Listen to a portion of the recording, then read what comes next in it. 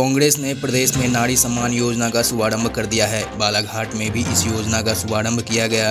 इस अवसर पर कांग्रेस के जिला प्रभारी आलोक मिश्रा, कांग्रेस कमेटी जिला अध्यक्ष संजय उइके, नारी सम्मान योजना के पत्रकार वार्ता प्रभारी पूर्व विधानसभा उपाध्यक्ष सुश्री हिना कावड़े सहित अनेक कांग्रेसी मौजूद रहे। नारी सम्मान योजना के शुभारंभ अवसर पर मीडिया से चर्चा करते हुए पूर्व विधानसभा उपाध्यक्ष सुश्री हिना कावड़े ने कहा कि प्रदेश में कांग्रेस की सरकार बनते ही नारी सम्मान योजना प्रारंभ हो जाएगी, जिससे महिलाओं को 1500 रुपये प्रति माह और 500 रुपये में रसोई गैस उपलब्ध होगी।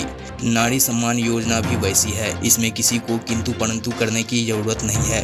कमलनाथ जी का वचन है, इसे पूरा किया जाएगा। साथ ही उन्होंने प्रदेश के मुख्यमंत्री शिवराज सिंह चौहान पर कटाक्ष करते हुए कहा कि हम प्रदेश के मुख्यमंत्री शिवराज सिंह चौहान की तरह नहीं हैं, जो चुनाव के समय योजनाएं लाते हैं, वो सिर्फ घोषणाएं करते हैं। पर कांग्रेस ऐसी घोषणाएं नहीं करती है, वह जमीन पर कार्य करती है। मध्य प्रदेश में कांग्रेस सरकार बनाएगी और नारी सम्मान योजना प्रारंभ करेगी। देश के हमारे कांग्रेस कमेटी के अध्यक्ष पूर्व मुख्यमंत्री आदरणीय कमलनाथ जी ने महिलाओं के सम्मान में एक योजना की शुरुआत की है, जिससे मध्य प्रदेश में कांग्रेस की सरकार बनेगी। इस योजना को अमली जामा पहनाया जाएगा। आज उस योजना का शुभारंभ का दिन था और बालाघाट जिले का दायित्व मुझे मिला है। नारी सम्मान योजना में हर महीने हमारी महिलाओं को 1500 रुपये मिलेगा। साल का 8-18,000 रुपये हम महिलाओं को देंगे।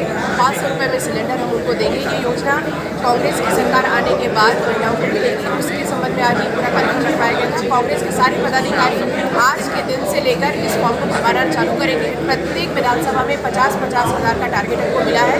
50-50 हज़ार हमको फॉर्म करवाने हैं। लाडली बहना योजना को लेकर क्या कहना चाहेंगे? क्यों ऐसी योजना लागू की गई है? लाडली बहना योजना जो है, आपको अच्छे से पता है कि शिवराज सिंह जी हमेशा चुनाव के पहले किस तरह की योजना लॉन्च करते हैं।